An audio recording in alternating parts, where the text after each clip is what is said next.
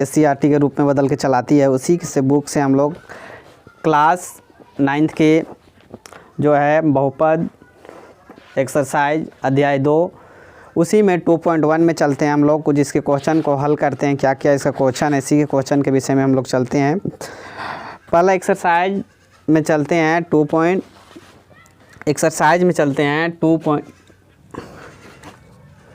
जो एक्सरसाइज है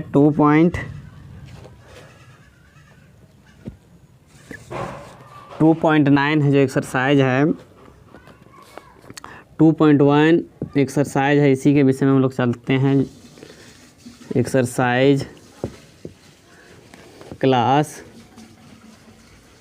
9th का है। अब इसी में चलते हैं। दिया हुआ है कि निम्न में से कौन से बहुपद है और नहीं बहुपद है, सो इसके विषय में चर्चा करते हैं। तो देखते हैं, एक दिया गया है कि 4x प्लस -3x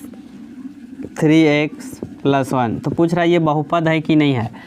तो ये क्या देख रहे हैं कि ये पद एक से अधिक पद है, और क्या देख रहे हैं कि ये जो पद है तो ये एक कैसा बहुपद है, एक चर वाला बहुपद, एक चर राशि वाला बहुपद है, एक चर राशि बहुपद है। क्यों? देखिए यहाँ चर राशि x है तो एक ही है, तो इसलिए इसी को बोल रहे हैं एक चर राशि वाला बहुपद है, ये x है। अब चलते हैं दूसरा क्वेश्चन। दूसरा में क्या दिया हुआ है, y² √2 है। तो इसमें हम देख रहे हैं चर राशि को देखा जाता है। यहाँ देख रहे हैं चर राशि जो है तो ये भी एक बहुपद है, इसमें जुड़ा हुआ, तो ये भी एक बहुपद है।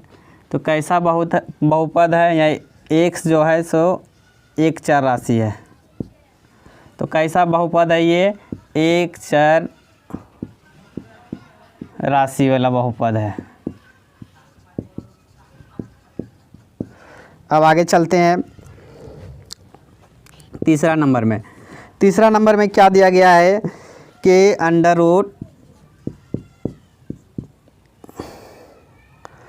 √t है प्लस में t√2। इसमें देख रहे हैं हम जो वेरिएबल है इसको देख रहे हैं, क्या है ये जो चर राशि है इसे क्या है, अंडर रूट में है। अंडर रूट का मतलब इसका t का पावर जो होगा हाफ पावर होगा, और ये अंडर रूट, तो जिसमें अगर t का पावर यहाँ यानी कि जो घात होगा हाफ है, हाफ मतलब आधी, आधी मतलब क्या, हाफ का जो पूर्ण नहीं है, ये पूर्ण संख्या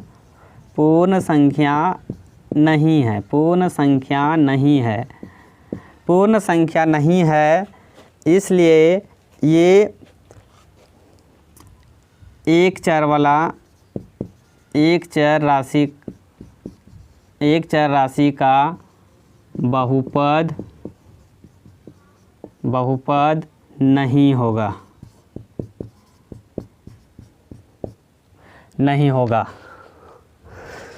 इसी तरह आगे चलते हैं हम लोग।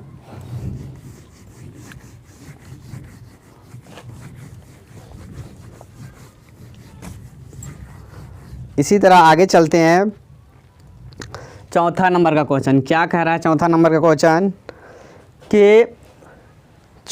का क्वेश्चन बोल रहा है कि y + 2y है, तो ये बहुपद है कि नहीं। हाँ ये है बहुपद। x², इसको कर देंगे प्लस y में, ये क्या है, ये बहुपद है। कैसा बहुपद है ये, एक चर राशि वाला बहुपद है, चर राशि वाला बहुपद है।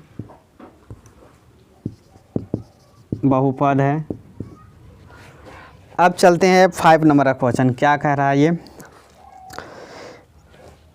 x⁻10 है यानी 10 x के पावर 10 घात है। उसके बाद प्लस का साइन है, y है, y पावर 3 है। उसके बाद t टू द पावर 50 यानी कि t का घात 50 है। तो ये कैसा बहुपद है देख रहे हैं हम लोग, क्या है 1 2 3। तो यहाँ 3 क्या है जी, 3 चर राशि है, 3 चर राशि है, ये 3 चर राशि है, 3 चर राशि है। तो ये कैसा बहुपद है, 3 चर राशि वाला बहुपद है। तो अब इसको हम लोग क्या कह सकते हैं, 3 चर राशि वाला बहुपद है, 3 चर राशि वाला बहुपद है। यही आंसर हुआ। अब चलते हैं हम लोग आगे।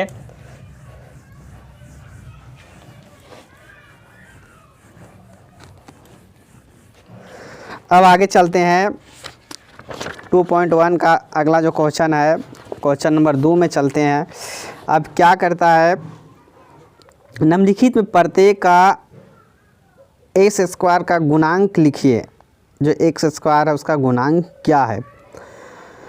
तो 2.1 का पहला क्वेश्चन बोल रहा है इसका जो एक्स का गुणांक क्या होना चाहिए, यानी इसका जो मल्टीपल है कोफिशिएंट क्या होना चाहिए, यानी गुणांक क्या होना चाहिए।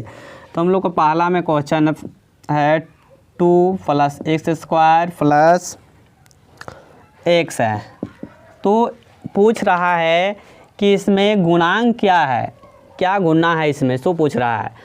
तो हम लोग को देखने में मिल रहा है कि इसमें गुना में क्या है, x² है, तो इसमें गुना 1 है। किसी भी चीज़ में स्क्वायर या जेड, किसी एक्स हो या जेड हो, तो इसमें पूछा जाएगा कि इसमें गुना कितना है, कोफिशिएंट कितना है, गुणांक कितना है। तो हम लोग कह सकते हैं कि एक मल्टीपल रहता है, किसी भी चीज़ में एक गुना रहता है। क्योंकि इसको गुना करेंगे तो फिर एक्स ही आएगा।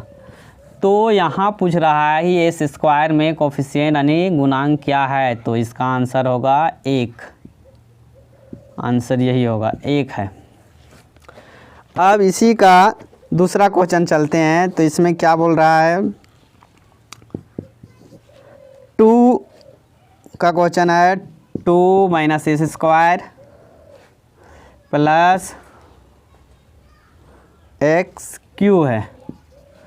और हम लोग को पूछा जा रहा है कि जो x² है ना उसका कोफिशिएंट क्या है। तो x² की बात करें तो ये है x²।